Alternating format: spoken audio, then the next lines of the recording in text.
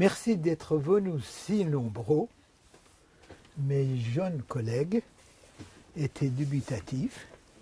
Est-ce qu'avec tout ce qui se passe en Iran actuellement et qui attire les attentions, les gens seraient intéressés pour venir parler, voir, apprécier un livre excellent sur patrimoine, sur Ispahan. Moi, je dirais, on ne se fatigue jamais de regarder l'essence pour se rendre compte qu'est-ce qui se passe après. En fonction de cela, je vous remercie d'être ici ce soir si nombreux. Je remercie surtout les auteurs d'avoir fait un si excellent livre. Pour moi, c'est peut-être personnel, je suis hispanique. Et dans le livre, vous avez un endroit où c'est décrit d'une manière magnifique, un des parcours d'Ispahan, parcours de l'Est, qui est de la grande mosquée Seljoukide jusqu'à au-dessous de la route de Shiraz. Et je disais que j'ai eu la chance de commencer dans mon enfance ce parcours et de le finir après en y ajoutant Belleville, Le Marais et Quartier Latin. C'est le même paradis. C'est le même paradis. Le livre, j'ai l'habitude de poser deux questions très très bêtes. C'est quoi ce livre? Pourquoi ce livre? J'ai connu l'auteur avec un autre livre sur la maison d'Ispahan, et par nom, et qui est un livre excellent, qui est malheureusement épuisé maintenant, et qui a été fait dans les années 2001 pour une année d'études des élèves de l'école de Beaux-Arts de Belleville. Belleville, oui. Mais leur travail, ça n'a pas besoin que je présente. Madame Habibi Negar, elle-même et son père ont été des initiateurs pour travailler sur Ispahan et sur la ville iranienne, non pas seulement comme les mémoires de passé, les endroits de passé actuels. Alors donc je vous répète encore les deux questions. L'objectif étant une chose, de aviver le désir chez les gens et chez ceux qui nous regardent à travers le YouTube, tout ça, pour essayer de lire le livre. Merci d'avoir accepté ici. Je vous cède la parole. Temps, ça se fait à peu près pendant une demi-heure, trois quarts d'heure. Vous présentez les questions. Bon, après, il va y avoir un échange avec la salle et après, dédicace. Merci.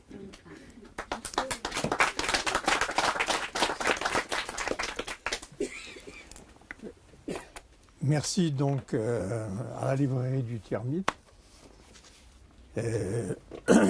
Vraiment, c'est que je connaissais d'ailleurs quand je fréquentais Maisonneuve et la Rose pour notre livre sur les maisons d'Ispahan.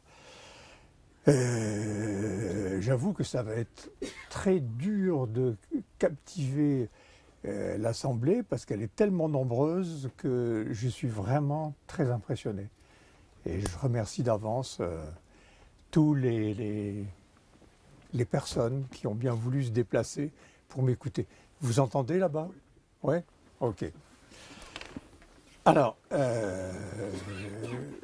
je voudrais dire, comme première chose, que j'espère que vous aurez le même plaisir à lire mon livre que moi à l'écrire. Ça a duré quand même 3 ans. Hein. Voilà, donc, une fois de plus, merci. Alors, ayant lu plusieurs ouvrages sur les philosophes, les poètes, les penseurs soufis, et intrigué sur cette philosophie loin de notre approche cartésienne, qu'on pratique tous, vive la raison, j'ai fait appel au professeur Mohsen Habibi après avoir lu un de ses articles sur l'école d'Ispahan. Et j'étais assez étonné de voir qu'au XVIe siècle, sous le Shah Abbas Ier, donc, dont il va être question dans l'exposé, il y avait ce qu'on pouvait considérer une école, lui parfois utilisent le terme même école théologique ou école d'urbanisme de la ville d'Ispahan, qui a eu beaucoup de conséquences sur les autres villes, comme Tabriz, comme Kashan, comme voilà.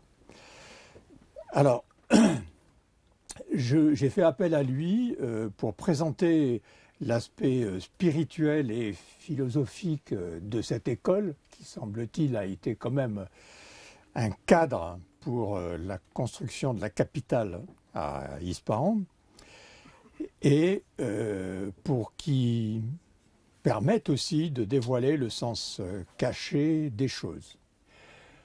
Alors, je retiens une phrase qui, pour moi, synthétise assez bien la pensée de Mohsen Habibi, et qui disait « Les valeurs auxquelles l'école d'Ispahan peut s'apparenter sont éternelles ». Donc cette notion que ce qui est éternel, c'est les valeurs développées dans cette école, à travers cette école. Alors que les formes, les constructions réalisées ont une forme occasionnelle, conjoncturelle, selon les temps et les lieux. J'avoue que ça, c'est une phrase qui m'a beaucoup frappé, je répète même intrigué, et que c'est ce qui m'a amené à vraiment insister pour que Mohsen Habibi participe et sa place à l'intérieur de ce livre. Je ne me voyais pas parler de ce sujet-là à sa place. Donc, heureusement, il a accepté. On a eu une collaboration avec des débats dans tous les sens, aussi bien houleux qu'au contraire très fraternel, très concrètement. Et il a été aidé par sa fille, que je présente ici, Negar Habibi, qui est chargée de cours à l'université de Genève et qui a écrit des livres notamment sur la peinture. Et j'avoue qu'ils ont pu tous les deux finaliser leur texte avant le décès, il y a 2 ans, de Mohsen Habibi. Bon, donc ça a été un drame, ça a été un grand blanc et autres, mais voilà, sa contribution peut apparaître un peu comme un hommage que j'aimerais lui rendre. Alors, je suis particulièrement reconnaissant à Negar et son père pour leur contribution que je juge essentielle à ce livre. Negar présentera le chapitre dont il est question à la fin, le chapitre 5. Alors, par rapport aux questions que vous m'avez posées, moi j'inverse. C'est-à-dire, je préfère pourquoi ce livre, et puis après, ce livre, qu'est-ce que c'est? Bon, si vous n'y voyez pas d'inconvénient. Absolument. Donc, pourquoi ce livre? Ce livre, il résulte en fait de beaucoup de questions que j'ai eues à travers notre étude et publication il y a 20 ans sur les maisons d'Ispahan, en coopération avec l'école d'architecture de Téhéran, donc entre l'école d'architecture de Téhéran et l'école d'architecture de Belleville, moi-même étant à l'école d'architecture de La Villette. Donc à l'école d'architecture de Téhéran, avec la participation d'enseignants de Téhéran et de 10 étudiants de Téhéran et de 10 étudiants de Paris-Belleville, Belleville et La Villette. Alors, notre hypothèse jusqu'à Ispahan était que l'étude de la maison auquel nous étions attachés, puisque quand on allait là-bas, c'était pour faire des relevés très précis au 1/50e des maisons, donc de l'habitat. Et nous pensions, enfin nous avons pensé que la maison, unité de base de la ville, nous permettait de comprendre la genèse de la ville. Et en fait, sur Ispahan, eh ben, ça a été, si je peux dire rapidement, une autre histoire. Donc il a fallu s'apercevoir que c'était différent des villes sur lesquelles nous avions travaillé jusque-là, comme Naplouse, comme Bethléem, comme Harar en Éthiopie, comme Mossoul en Irak et Varanasi en Inde, où là, on pouvait effectivement, à partir d'un relevé précis, en observant la maison, en observant le mode de vie des gens, en discutant avec eux, etc., comprendre la ville. Eh ben, sur Ispahan, malheureusement, on ne pouvait pas, on n'arrivait pas à découvrir la genèse de la ville depuis les Safavides qui ont régné pendant plus de 2 siècles, entre 1501 et 1722. Et plus particulièrement, bien sûr, son apogée, qui se trouve à peu près au milieu de la période des Safavides, son apogée avec Shah Abbas Ier, appelé aussi le Grand, qui a régné pendant 41 années donc, en Iran, et qui a décidé d'en faire sa capitale. Alors que la capitale, elle était plutôt dans des villes comme Tabriz, au nord-ouest, mais trop proche d'un point de vue stratégique de la Turquie, l'ennemi juré. Donc, avec Shah Abbas, on passe de la ville non planifiée, où c'est la construction de l'espace privé qui est privilégié et où l'espace public résulte de l'emprise du privé. Donc c'est un peu, je dirais, presque le délaissé de l'urbanisme privé, donc des maisons et autres. On passe donc de cette architecture et de cette ville qui se fait progressivement avec, bien sûr, des règles liées à la tradition, et on passe à la ville planifiée avec un réel projet de ville.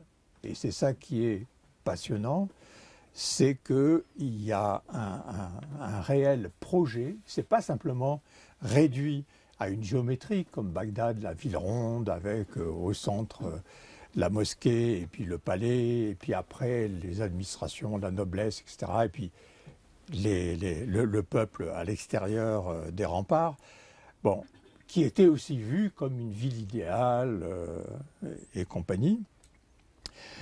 Donc bon, ça explique donc un peu le pourquoi de ce livre. La question 1 à travers pourquoi ce livre, c'est pourquoi Ispahan exerce une telle fascination auprès des voyageurs de l'époque, donc 16e, 17e siècle, 18e siècle, 19e siècle, jusqu'à aujourd'hui, donc encore au 20e. Et cette fascination, bon, c'est quelque chose qui, dans lequel on n'a pas pu échapper. C'est évident que nous aussi, on est rentré dans cette fascination. Alors, j'ai oublié de dire tout à l'heure que j'étais responsable d'un cours de morphologie de ville dans un postmaster à l'école de Belleville. Donc, il y a Pierre Boucher aussi qui travaille avec moi. Et que, oui, bien que responsable de ce cours, ma grille de lecture s'avérait complètement inopérante. Bon, ça pose problème quand même, hein. Inopérante sur Ispahan. Donc pour montrer cette fascination, je donnerai quelques exemples. En 1904, Pierre Loti écrivait dans Vers Ispahan, son livre Vers Ispahan, Ispahan est pour confondre toutes les données sur les villes orientales. Et ça, c'est vraiment quelque chose qui m'a frappé. Il ne développe pas, malheureusement, il ne développe pas.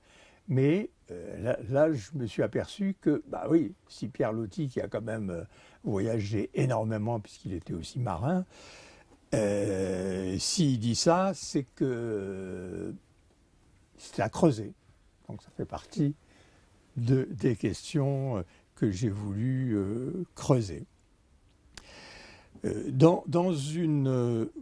Oui, plus près de nous, donc dans les années 60, Nicolas Bouvier, dans L'usage du monde, ce livre magnifique, affirme que tout son long périple, depuis l'Europe jusqu'à l'Iran, avec ses joies, avec toutes ses souffrances, valait la peine d'être vécu pour découvrir Ispahan. Pour lui, Ispahan, c'est l'apothéose.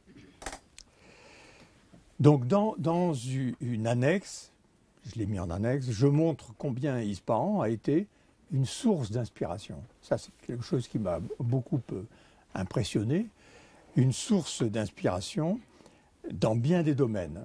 Bien sûr, la littérature, bon, ça j'en parle à l'intérieur même du livre, mais ce que je permettrai de citer, c'est pour le cinéma, par exemple, Albert Lamoris, en 1978, avec son film d'une poésie extraordinaire, et qui a fait le film Le vent des amoureux. C'est une vue dans les airs, si on peut dire, de temps en temps il redescendait, mais dans les airs, et à travers, voilà, ça se termine par le poème qui illustre bien le titre, Le vent des amoureux. Bon, Lamoris, je pense que vous le connaissez, c'est le réalisateur qui a fait Le Ballon Rouge, qui a fait Crin Blanc, et qui, malheureusement, est décédé à la fin de son tournage sur Le vent des amoureux. Donc, voilà. Pour la musique, le voyageur sous Shah-Abbas Ier, donc ça veut dire au XVIe siècle, Pietro della Valle conçut la musique Esfahan romanesca. Esfahan romanesca. Et c'est à travers cette musique, il a voulu créer un dialogue qu'il voulait universel entre le baroque et les musiques orientales. Il voulait créer justement ce fameux langage universel en mêlant les deux inspirations. Plus récemment, en 1967, Duke Ellington, après son passage à Ispahan, composera une mélodie que je trouve envoûtante et qui s'appelle Isfahan, dans l'album Far East Suite. Mais le plus étonnant, en dehors de cette mélodie absolument extraordinaire, c'est que ce prestigieux jazzman accompagna cette composition musicale d'un poème. Et c'est un fait unique, a priori, dans sa carrière. Donc vous voyez que là, il a dépassé quelque chose. Il ne s'est pas contenté de composer de la musique, mais d'aller au-delà et d'écrire un poème. Bon, donc, qui est à la fin du livre, en anglais, etc. Voilà. Donc, pour conclure sur cette question, comment expliquer cette passion qui résiste au temps long de l'histoire, malgré les déstructurations, plus que malheureuses, déstructurations urbaines qu'Ispahan a connues depuis, telles que démolition d'une partie de la vieille ville, remplacement de l'habitat traditionnel par un pavillon au milieu de la parcelle, par exemple.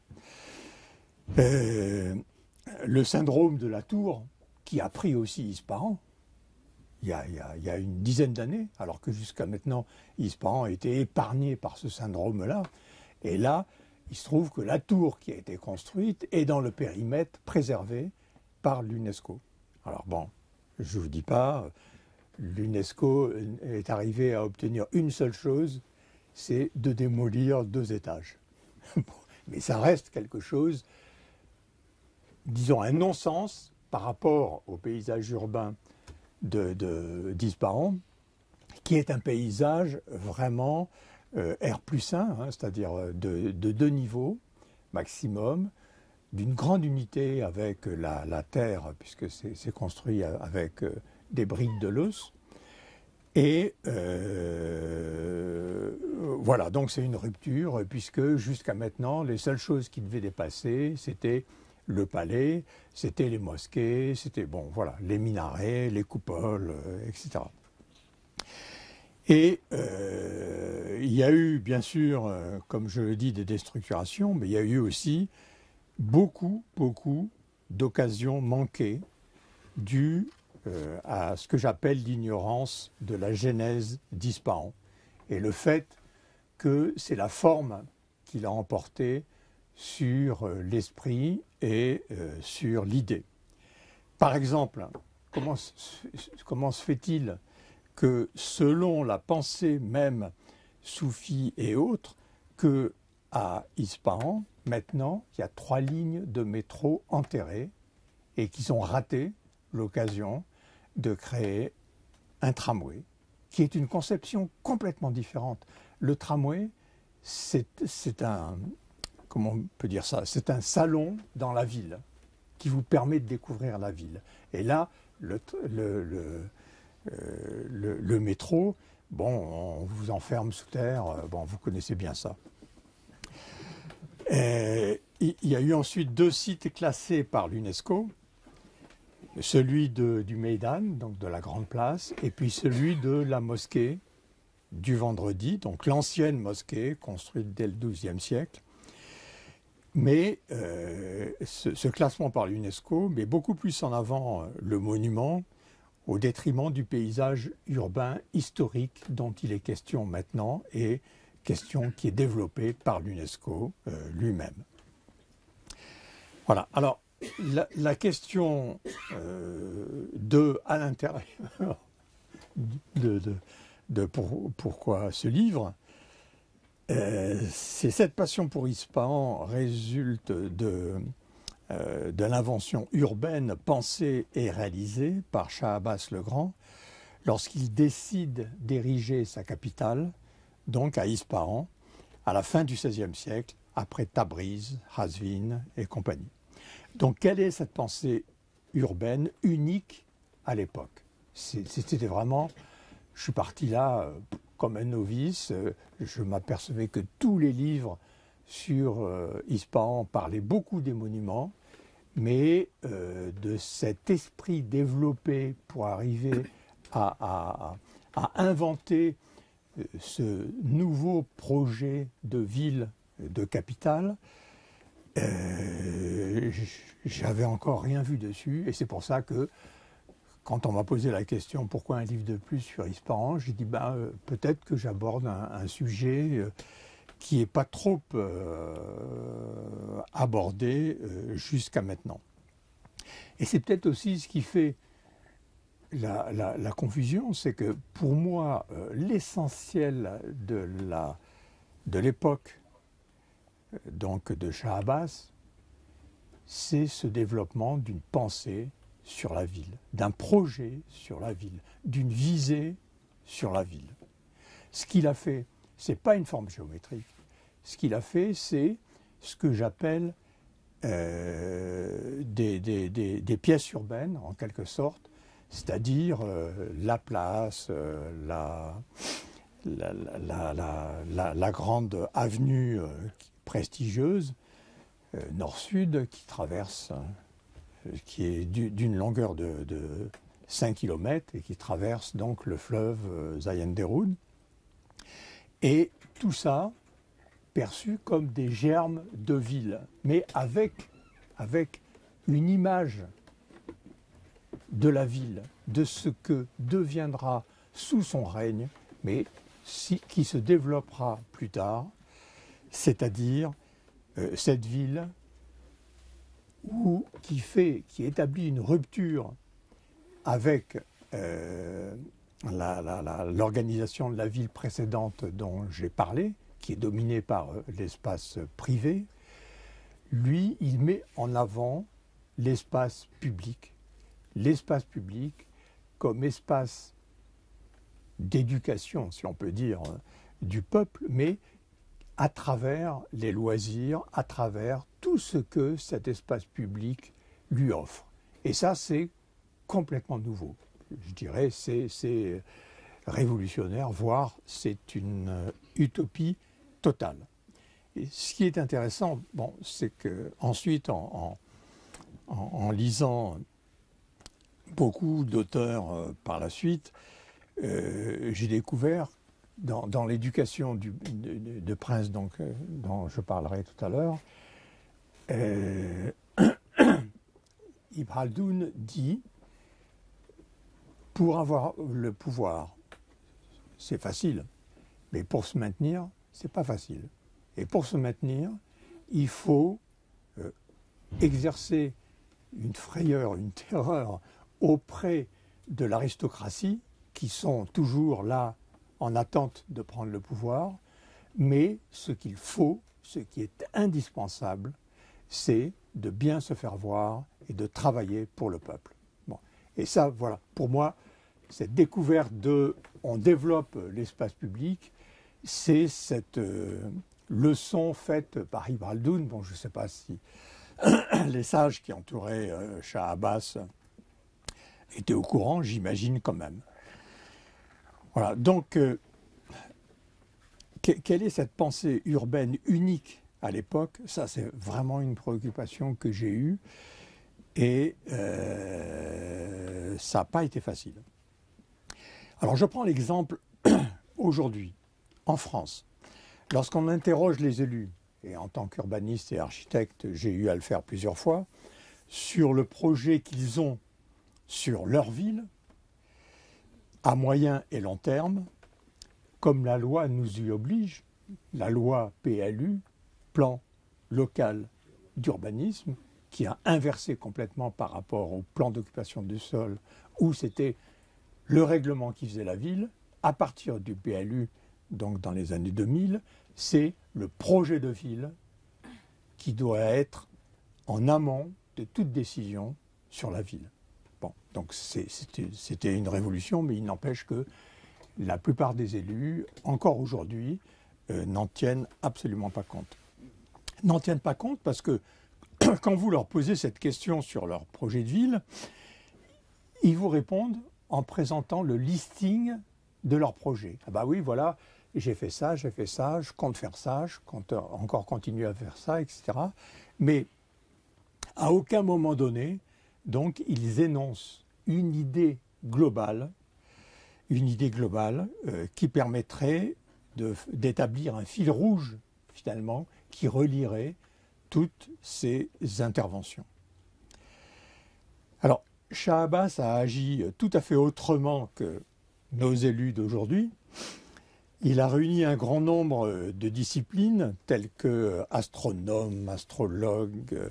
Et bon, moi, j'ai pris conscience en faisant le livre de la différence incroyable qu'il y avait entre l'astronomie et l'astrologie. Bon, pour résumer, l'astronomie, c'est l'étude des astres, et l'astrologie, c'est l'étude du présent et du futur. Bon, c'est quand même assez étonnant de voir que ces deux choses-là étaient pratiquées, et que du coup, les voyageurs européens traitaient les gens, les Iraniens de superstitieux, etc., etc. Bon.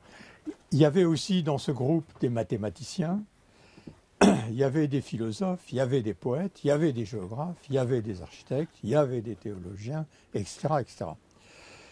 Et pour que il a réuni donc ce comité de sages, pour que ce comité lui permette de définir une idée de ville unique, singulière et qui n'existait pas jusque-là. Avec la volonté, faire quelque chose pour le plaisir de son peuple, pour la joie de son peuple. Donc, bien sûr, c'est complètement différent, comme je le disais au début, de l'organisation urbaine de la ville traditionnelle où l'espace public est l'espace délaissé, si on peut dire, de l'urbanisation privée. Donc, uniquement pour permettre d'avoir accès aux parcelles privées. Donc, mon interprétation sur cette fascination pour Ispahan résulte de cette idée d'inventer une ville nouvelle, unique, qui apporte une nouvelle culture urbaine à partir de l'espace public, perçu comme lieu de bien-être, comme lieu de loisirs, comme lieu de rencontre, différent de celle de la vie urbaine, de la vie traditionnelle. Donc, fabriquer des salons urbains comme la place Royale, l'avenue majestueuse Shahbag et ce dont on parle pas souvent, c'est les ponts. Pour moi, les ponts ont été une leçon pour un architecte et pour un urbaniste absolument incroyable. Parce que le pont, c'est fait pour être traversé. D'ailleurs, c'est ce que m'a rappelé récemment, parce que j'ai un projet sur Machad, et parmi ces projets, j'ai un projet de la municipalité m'avait commandé de faire, d'aménager un grand square, jardin. Bon. Et donc, j'ai fait ça avec une conception, en voyant, d'ailleurs, en visitant des tas de jardins, bien sûr, mauresques et autres. Et puis, bien sûr, on ne peut pas éviter ceux qu'on trouve en Perse. Et quand j'ai présenté le projet, le maire qui était mis là par Ahmadinejad, c'était juste le remplaçant de l'ancien maire qui m'avait passé la commande, me dit, mais une place, c'est fait pour être traversé, c'est tout. Pourquoi vous faites des aménagements avec des coins où les gens peuvent se réunir de façon intime, etc. Non, non, non. Une place, on ne s'arrête pas. On traverse. Et pour moi, la grosse découverte, ça a été justement ces ponts qui sont faits pour traverser, pour relier les deux rives, mais qui sont faits aussi pour s'arrêter, se poser, discuter avec des amis, boire le thé dans les maisons de thé qui sont installées sur ce pont, jouer de la musique, faire la sieste, etc., etc. C'est vraiment des points assez incroyables. Et d'ailleurs, j'ai constaté la dernière fois que j'y allais que toute la jeunesse, elle se réunit là. Parce qu'apparemment, bon, là, on peut discuter, on peut sourire, etc. Alors que dès que vous sortez, la police des mœurs vous arrête et dit que des filles qui rigolent avec des mecs, ou l'inverse, c'est pas possible, au bloc. Ça nous est arrivé, c'est arrivé à nos étudiants. Bon, voilà, donc ce pont qui pour moi était une découverte incroyable et qui offre au peuple une nouvelle urbanité. Cette nouvelle urbanité qui est très très bien définie par Jean-Paul Dolé, philosophe qui nous a quittés dans les années 2015 et qui a écrit « La fureur de ville ». Et je trouve même le titre, c'est génial. C'est plus que la joie de vivre, c'est la fureur donc de ville. Voilà, c'est cette volonté, donc cette idée de plaire au peuple, comme je le rappelais tout à l'heure, donc qui fait qu'on ne peut pas réduire l'utopie de Shah Abbas à une addition de formes. C'est bien au-delà, c'est l'idée vraiment qui prime. Voilà. Donc, j'essaye d'accélérer un peu. OK. Donc, un autre philosophe, cette fois contemporain, puisqu'il existe toujours, Habermas, pour qui l'affirmation de la chose publique comme espace politique, démocratie, signe de la démocratie d'un État moderne, n'est possible qu'à travers l'espace public indépendant de l'espace privé. Et ça, c'est quelque chose donc qu'avait déjà anticipé, si on peut dire, Shah Abbas au XVIe siècle. Alors après, c'est quoi ce livre? Il faut y arriver. Donc, le nom de ce livre, et je vois, il y a Simon qui est là, j'espère qu'il va... Bon, qu'il ne va pas m'en vouloir. Le nom de ce livre est dans la deuxième page de couverture. Donc, qui s'appelle Ispahan, Désir de paradis.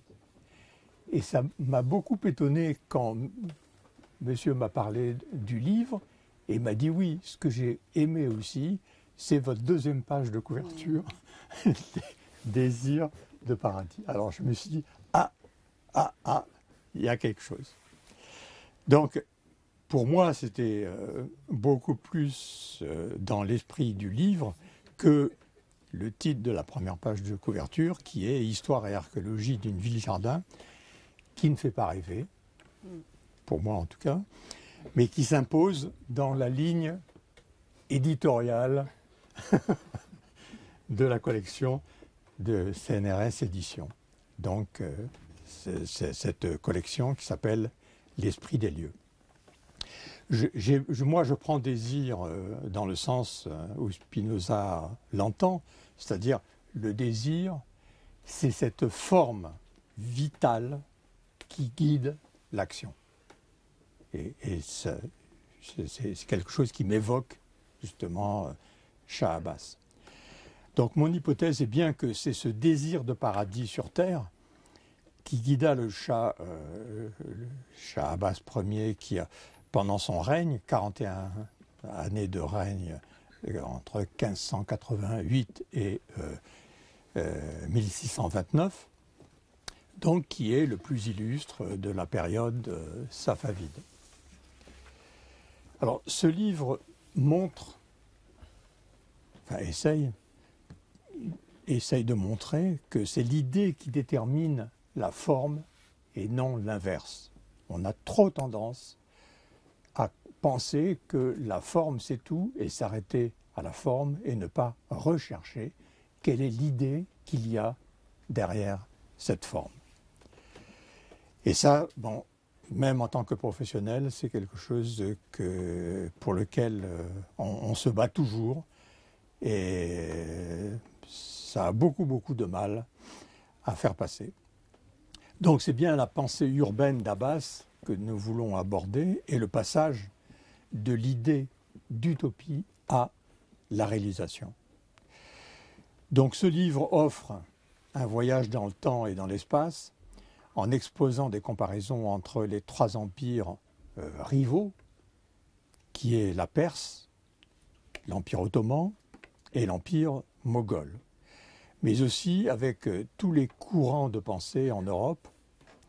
Et c'est pour ça que je parlais tout à l'heure, j'évoquais les réflexions sur l'éducation d'un prince, qui sont aussi présentes et qui étaient une très grande préoccupation donc, des philosophes au XVIe siècle.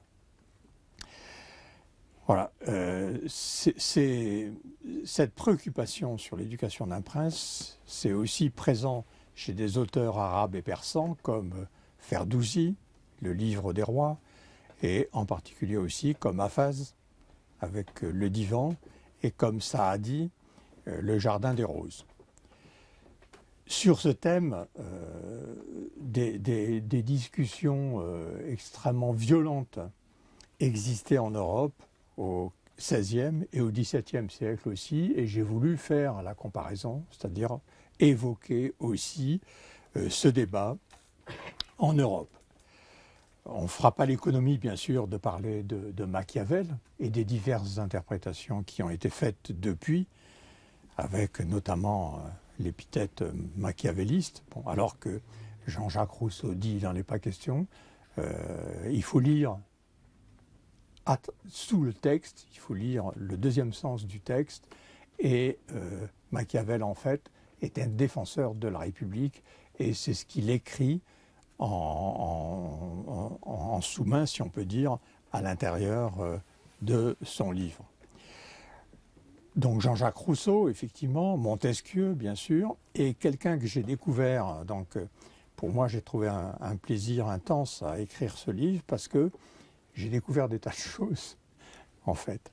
Et j'ai découvert, entre autres, l'Espagnol Pedro Calderón de la Barca, qui, dans son écrit « La vie est un songe », qu'il a écrit en 1637, il choisit le théâtre comme genre littéraire, ce qui est quand même assez étonnant.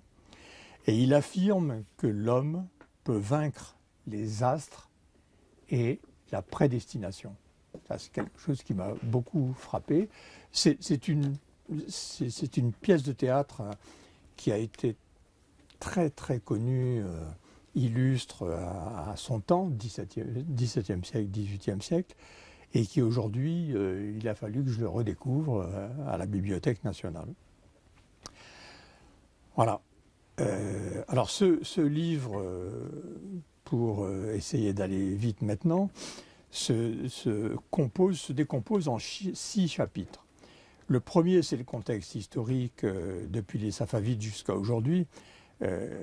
L'intérêt que j'y ai porté, c'est pour montrer les continuités, les ruptures et surtout les enjeux aujourd'hui. C'est-à-dire qu'on comprend vraiment, enfin moi personnellement, j'ai compris beaucoup de choses en lisant des tas de livres réalisés par des historiens. Ensuite, bien sûr, dans le contexte, on ne peut pas échapper à la personnalité exceptionnelle de Shah Abbas, que je présente comme un despote éclairé, un prince moderne.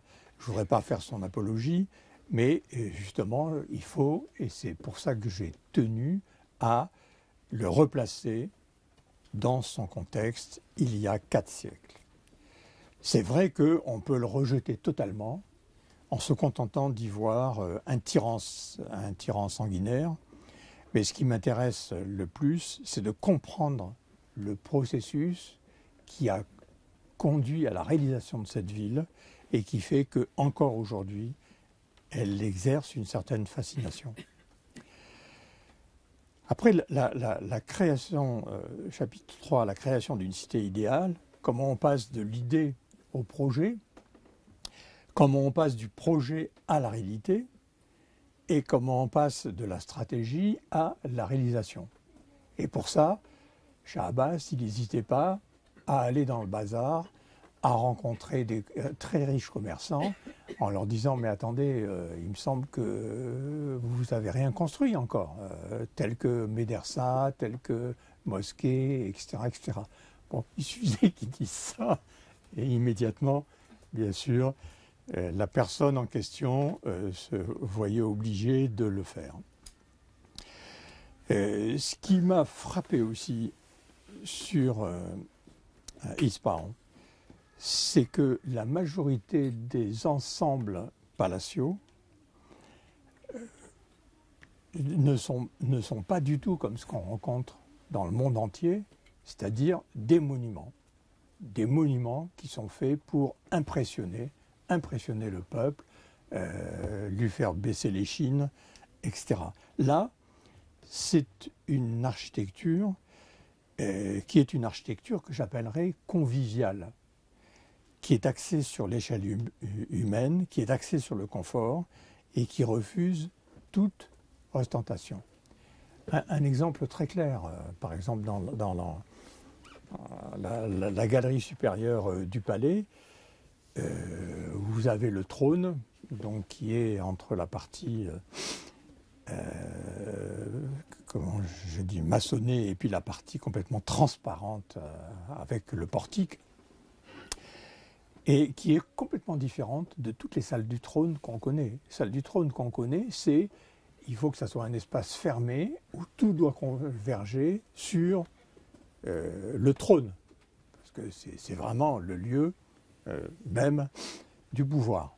Par contre là, quand vous êtes dans une galerie en hauteur et que vous avez l'ensemble du paysage urbain disparant autour de vous, c'est évident que vous êtes libre. Vous pouvez regarder le trône comme vous pouvez regarder à côté, admirer la ville, etc., etc. Donc, bon, voilà, c'est un peu une explication de cette architecture que j'ai trouvée assez géniale, dans le sens, on a beaucoup de leçons à apprendre, qu'elle refuse complètement toute ostentation.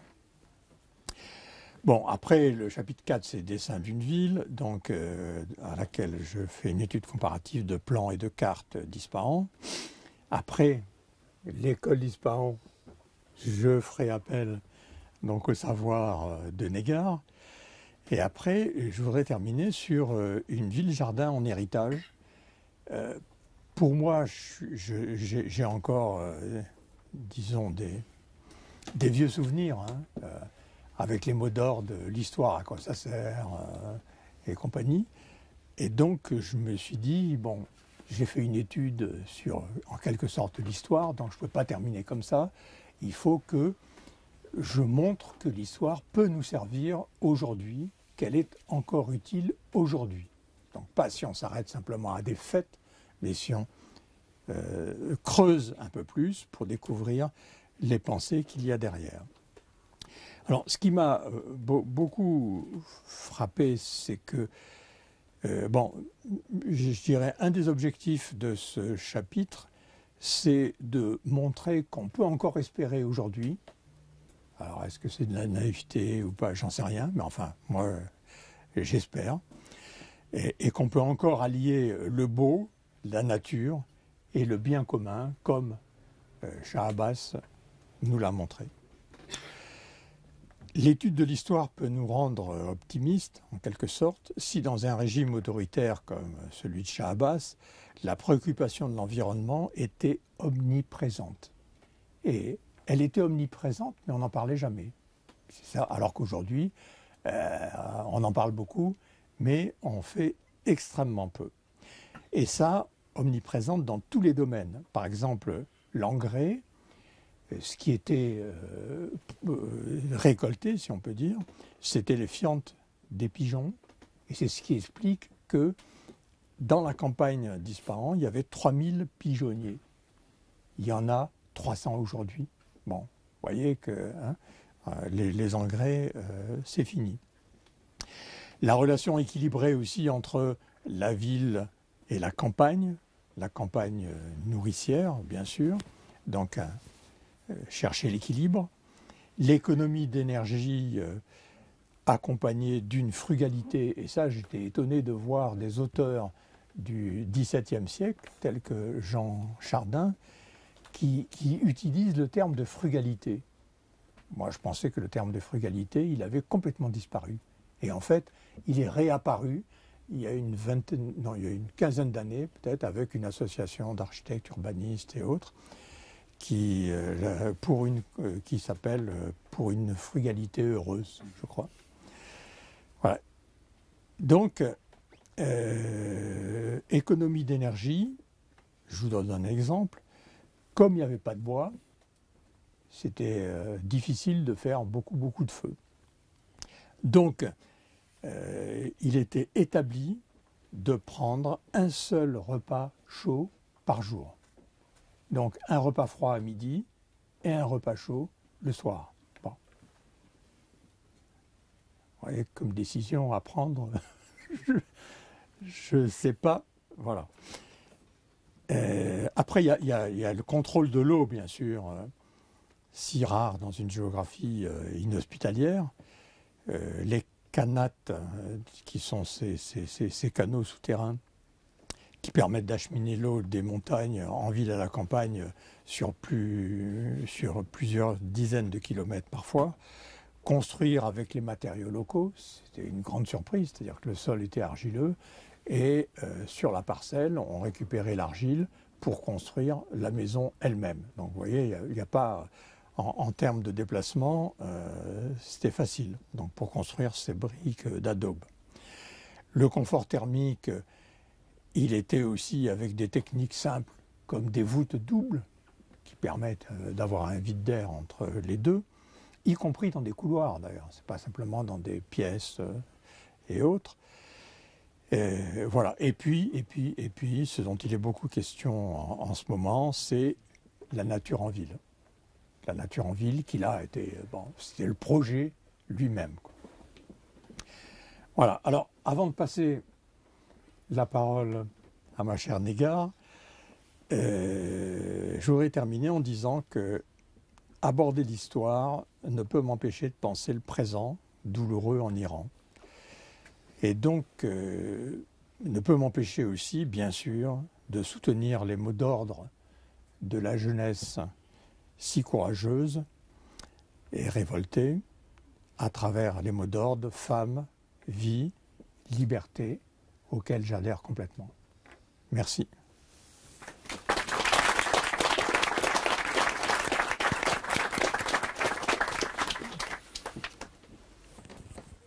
Alors, bonjour à tout le monde, j'espère que vous m'entendez. Je ne veux pas vraiment prendre beaucoup votre temps, c'est juste parce que j'imagine, je suis sûre, et d'ailleurs je suis confiante que Philippe a absolument tout raconté en fait à propos du livre, et même le chapitre concernant le travail de mon père, j'ai eu vraiment beaucoup de chance de l'assister. Et ce chapitre-là, c'est vraiment, on peut le considérer comme une sorte de synthèse des études et en fait des années de recherche de mon père sur d'abord la ville d'Ispahan, parce que c'était lui qui était l'un des fondateurs en fait de cette idée de l'école d'urbanisme d'Ispahan. Et après, il a travaillé énormément avec ses collègues en Iran. Et après, bien évidemment, il était amoureux de l'Iran, il était amoureux d'Ispahan. Mais après, bien évidemment, il a travaillé aussi sur d'autres villes. Mais en ce qui concerne la ville d'Ispahan, peut-être, si je veux juste vous présenter les quelques pages qu'on a écrites ensemble, c'est que normalement, quand on parle d'Ispahan, il y a deux choses qui viennent à la tête. On dit Ispahan, c'est la moitié du monde. Et la question, c'est, il s'agit de quel monde ? Vous voyez, c'est là où on essaie de préposer ou voyez, de juste peut-être présenter quelques idées de quel monde il s'agit.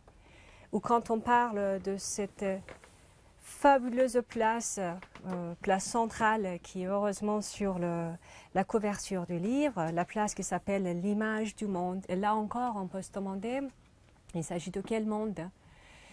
Et on ne parle pas beaucoup de Shah Abbas dans notre article, mais surtout les gens, les penseurs qui accompagnaient Shah Abbas, surtout la personne, en fait, ce qu'on peut être considéré comme l'ingénieur, le penseur derrière la construction de la ville, qui a quand même duré 25 ans. Vous savez, ce n'était pas très très rapide, ce n'était pas en un clin d'œil. Les descendants de Shah Abbas eux-mêmes, ils essayaient de contribuer à l'embellissement en fait, de la ville. Mais on parle surtout de Cheikh Bahoui, qui était un grand savant. Il était bien évidemment architecte, ingénieur, mais aussi il était un grand philosophe. Il était membre intégrant de ce qu'on appelle aussi l'école théologique en fait, d'Ispahan.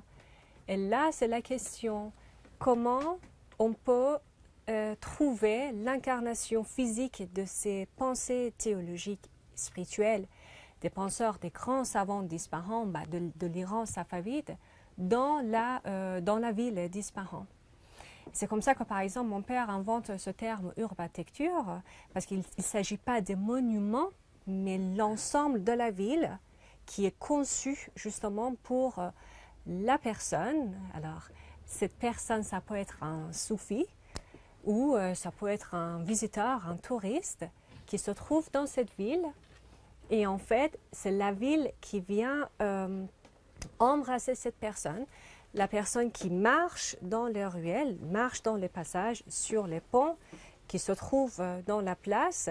Et dans chaque passage, dans chaque étape de ce parcours en fait dans la ville, il est face à une nouvelle perspective. La centralité vient à la personne, à l'homme, à celui qui est en train de visiter la ville. C'est là où justement on fait, vraiment c'est juste une petite idée, on n'élabore pas trop, mais justement cette différence entre par exemple une ville telle qu'Ispahan avec Istanbul, et là l'échelle humaine en fait finalement de cette ville d'Ispahan qui est faite pour l'homme, pour marcher dedans et qui probablement pensait et réfléchir à certaines notions, certains concepts spirituels. Et ce que j'ai adoré personnellement, c'est qu'à quel point mon père faisait la comparaison entre certains concepts, certaines idées soufis, avec des termes, vous voyez, comme l'apparence, l'extérieur, l'essence, l'ascension, la descente, vous voyez, avec ces termes qui sont des termes complètement spirituels, mais qui aussi fonctionnent très très bien dans le langage architectural finalement. Et là, c'est justement, pour vraiment donner des exemples concrets, on ne parle que de la place de Naqsh Jahan, de l'image du monde, avec ses 4 composants principaux, vous voyez, le grand bazar, en fait, le grand marché, non seulement de la ville d'Ispahan, mais qui est le cœur économique, en fait, de la dynastie safavide. Après, on parle un petit peu de la forme architecturale, mais vous voyez, on parle un petit peu de la forme, mais c'est parce que cette forme architecturale, par exemple, du palais, les repos, ou la forme architecturale de la mosquée Cheikh Lotfollah, sont tous des composants complètement indépendants et vous voyez, qui ont des choses à raconter eux-mêmes, mais qui sont partis d'un grand ensemble. Et cet ensemble-là qui est là, en fait, ce qu'on propose, c'est vraiment l'image de ce royaume, l'image de cette idée que Shah Abbas et de toute façon la dynastie safavide se portait, proposait. Vous voyez, c'est l'incarnation vraiment physique des idées religieuses, spirituelles, économiques et politiques de l'empire safavide. Ben, je vous propose juste de lire ce livre et vous nous dites ce que vous en pensez, mais je ne veux pas prendre plus de votre temps. Probablement, vous avez énormément de questions. Du coup, merci. Merci à vous. Encore merci. S'il y a des questions ou des échanges, point de vue. Je ne sais pas. Non? Allez-y.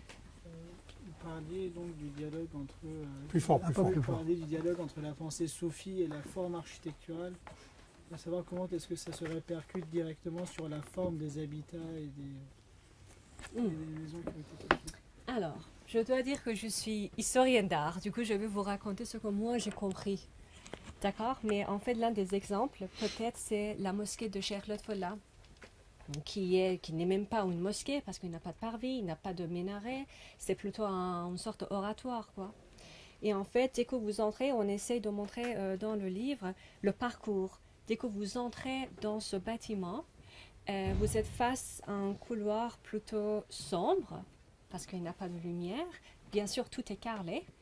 Et vous êtes contre-jour. En fait, le couloir est contre-jour. Du coup, c'est vraiment cette notion de l'ombre est assez frappante même aujourd'hui, même s'il y a maintenant des lumières. Et dès que vous voulez entrer dans la mosquée, juste à votre côté droite, il y a une fenêtre ajourée, carrelée, qui vous laisse juste déguster et de voir ce qui se passe à l'intérieur de la salle. Il y a une seule salle qui est la salle en fait, du dôme, tout simplement. Et vous voyez à travers de cette fenêtre une sorte de lumière bleuâtre c'est parce qu'en fait, c'est le reflet, bien évidemment, de la lumière. Et là, vous devez absolument vous mettre sur la route. Vous voyez, et il faut être patiente parce que vous n'avez pas d'autre choix. Si vous voulez arriver à cette destination-là, il vous faut des étapes à franchir, tout simplement, qui sont plus ou moins sombres. Vous voyez, c'est exactement comme dans les idées, vous voyez, soufis, par exemple, ce qu'on trouve dans les idées de Sodevaldi ou dans les idées de Hathor, vous voyez, dans le dialogue, par exemple, des oiseaux. Et une fois que vous allez finalement, d'ailleurs, le couloir n'est pas étroit, forcément, c'est pas drôle, il faut que ça tourne, vous voyez, et c'est en tournant que d'un coup, vous arrivez dans une salle absolument majestueuse, même si la salle est assez grande et le plafond, le dôme est assez haut, mais tout est à votre portée. Vous voyez, vous n'êtes pas traumatisé, vous voyez, choqué par la grandeur, tout au contraire. Il y a des décors de céramique absolument partout, avec des versets coraniques, bien évidemment, mais aussi avec pas mal de décors végétaux. Et il y a des fenêtres tout autour, en fait, sur les parois, sous le dôme. Les fenêtres qui sont elles-mêmes ajourées laissent la lumière du soleil toute la journée entrer dans la salle, vous voyez. Et ça, c'est en contraste total avec le couloir qui était juste derrière, qui n'avait pas de fenêtre. Et là, en regardant sous le dôme, vous voyez qu'il y a des céramiques qui appétissent en fait petit à petit pour arriver à une sorte de soleil central dans lequel il y a un pan. Et là, encore dans la pensée soufie, surtout musulmane, le pan pour représenter l'oiseau légendaire phénix, Simorgh. Et là, ce qui est intéressant, c'est la lumière du soleil qui tape sur les céramiques, en fait sur les carreaux. Et ça tourne, bien évidemment. Et c'est comme si c'était la queue du pan qui tourne en fait tout autour du dôme. Et là, c'est juste une petite idée qu'on peut proposer, qu'on peut imaginer les idées spirituelles, vous voyez, en rapport effectivement avec la lumière provoquée par Sodevaldi au XIIe siècle, ou par Hathor, un autre grand philosophe poète, qu'on peut trouver rien que par exemple dans ce monument. Mais après, en fait, il y a encore d'autres exemples, surtout quand on marche par exemple dans la rue. On attend une destination, mais la destination, on commence notre chemin pour arriver à une destination. Imaginons la place centrale. Et la place, une fois arrivé sur la place devient une sorte de passage parce que ça vous ouvre différents choix pour passer à autre chose. Vous voyez, la place devient la façade extérieure des monuments ou même des maisons de café, vous voyez, parce qu'il se passe énormément de choses dans cette place-là. Je ne sais pas si je vous ai répondu. Merci. Pardon, c'était un peu long. Est-ce qu'il y a encore? Allez-y. Juste une question sur... Un peu plus fort. Sur les maisons privées à Ispahan, peut-être de manière générale à Téhéran aussi, est-ce qu'il existe des plans de sauvegarde de ces maisons, sachant qu'elles sont souvent privées, et il y a des maisons qui remontent à donc l'époque Safavid et puis pas mal Qajar. Est-ce qu'il y a quelque chose qui est fait pour justement éviter que ce patrimoine soit balayé? Il faut que vous revendiquiez ça. Non, bien sûr, il y a un service du patrimoine et autres, mais qui ne peut pas empêcher ce dont je parlais tout à l'heure, c'est-à-dire les démolitions et le remplacement d'une parcelle avec le jardin, un jardin miroir du paradis, etc., au milieu, dans son centre. Et aujourd'hui, c'est le pavillon qui est au milieu, et puis vaguement des espaces, parking, etc., autour, quoi. Non, les seules maisons... bon, on a visité et on a relevé beaucoup de maisons, hein, des maisons parce qu'on pour toutes les catégories sociales, si on peut dire. On a été frappé de voir la ressemblance entre, si vous partez de la maison la plus simple, hein, vers la maison la plus sophistiquée, princière, etc., il y a vraiment des permanences. Vous rencontrez des permanences. Et on peut dire que la maison simple est vraiment la réduction du palais ou de la grande demeure, etc. Chose qui n'est pas du tout le cas ici, où le palais, il n'a rien à voir avec la maison dans laquelle habite le peuple. Par contre, on a vu que beaucoup de maisons, si elles arrivaient à être préservées, c'est parce qu'elles étaient achetées par l'université et qu'elles servaient à l'université, comme lieu de séminaires, de rencontres, etc. Mais c'est vrai que, je parlais de la ville, parce que c'est le sujet essentiel, mais justement, dans le chapitre sur la maison, je parle aussi de moi, ce que j'ai découvert et ce qui m'a complètement bluffé, c'est que tout est fait pour la vue, mais pas la vue qui en fiche plein la vue, si on peut dire, mais la vue qui procure un bien-être. Et par exemple, vous avez des fenêtres exposées au sud, quand on sait la température qu'il fait là-bas, qui ont 35 mètres carrés, et ce que j'appelle des baies vitrailles, parce que c'est des baies avec beaucoup de verres colorés, etc. Mais contre le soleil, eh ben, vous avez des bâches, système marin, à poulies, qui ferment, qui tempèrent, qui tamisent, la lumière aussi, et autres. Bon, ça c'est une chose. Une autre particularité, comme je disais, qui m'a beaucoup étonné, c'est que dans le monde arabe sur lequel on a beaucoup travaillé, la pièce principale, comme toutes les pièces, elles ont leurs portes. Au XVIe, XVIIe, ça servait de grandes portes à travers lesquelles la lumière passait. Et puis après, il y a eu des fenêtres latérales, etc. Mais que l'accessibilité des pièces principales se fait dans l'axe. En Iran, il n'y en est pas question. Parce que l'axe, c'est là où il y a la vue. Donc il n'est pas question de perturber la vue. Donc les entrées se font par deux collatéraux sur le côté, de manière à revenir après et se retourner et découvrir la baie vitrée avec derrière le jardin paradis. Bon, et ça, j'ai trouvé ça nulle part ailleurs. Allez-y. Merci Philippe.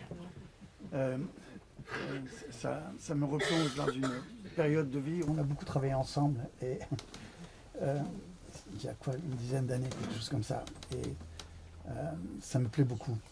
Je retrouve des idées, bien sûr, que tu as depuis longtemps et que ce livre t'a permis, en quelque sorte, de mettre à plat ou de rédiger, de concrétiser. Tel que je l'ai feuilleté un peu longuement, et j'aime beaucoup ce dernier chapitre où Ispahan, c'est pas sert de modèle, mais re-questionne la pratique de l'urbanisme aujourd'hui, qu'elle soit en France ou dans le monde. Et dans ce chapitre, il y a en particulier un paragraphe que tu abordes timidement, parce qu'il est difficile à aborder, c'est la question de l'utopie, et que je partage entièrement. C'est-à-dire, j'étais content de lire ça, même s'il est court, parce que l'on voit, en gros, tu m'excuses si je me trompe un peu dans ce que tu rédiges, mais ce dont je me rappelle, c'est de la nécessité de retrouver une utopie pour dans les idées de ville et dans les projets d'urbanisme. Voilà l'idée que je retiens. Et on voit qu'aujourd'hui, la révolution émergente, c'est cette utopie qui est en train de se former, de se mettre en place.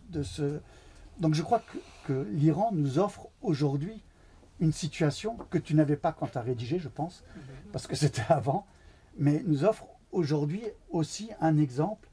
Et alors je ne connais pas Isfahan, mais peut-être il se passe des choses plus particulières encore à Isfahan dans cette révolution, dans cette révolte potentielle, je ne sais pas comment le nommer, et qui rejoint cette nécessité de l'utopie que tu poses un peu en conclusion. Et je pense que c'est ce lien est entre l'étude d'Isfahan que tu nous proposes et la question de l'utopie. Il y a quelque chose qui est...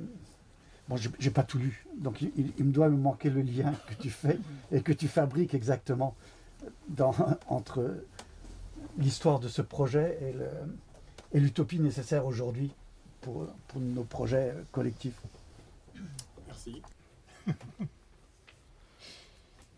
Qu'est-ce qu'il y a? Non? Allez-y. Je m'excuse pour ma langue française qui n'est pas trop parfaite. Carla De Feo, Un peu plus fort. ex-professeur avec qui j'ai travaillé à Naples, à l'université Federico II. Alors, le conseil qui m'a touché beaucoup, c'est le conseil que j'aime toujours, que l'idée est quelque chose qui est très important et qui vient avant la forme. Et sur ça, je me rappelle du pont dont a parlé M. Revaux et qui a été proposé dans une leçon à Naples comme exemple de lieu de vie, pas de lieu de transport, de lieu de transfert. Et ça m'a touché bien dans ce moment-là, dans l'école de Naples. Et ça me touche ici parce que c'est toujours l'idée que la conception, ce qui veut être l'architecture, vient avant de la forme de l'architecture et de l'urbanisme. Je suis d'accord. J'attends de lire avec plaisir. Tu as une bonne mémoire. Bien. Est-ce qu'il y a d'autres interventions? Je vous remercie. C'est nous. Pour moi, c'était très riche. Je vous ai présenté avec vous le pont Oui. qui a 33 arches. Est-ce que c'est bien les 33 Non, entrées c'est de le pont paradis? barrage.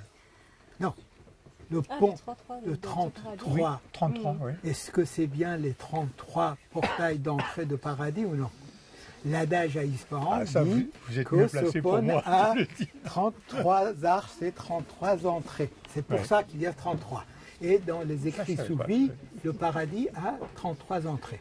Ah. Merci.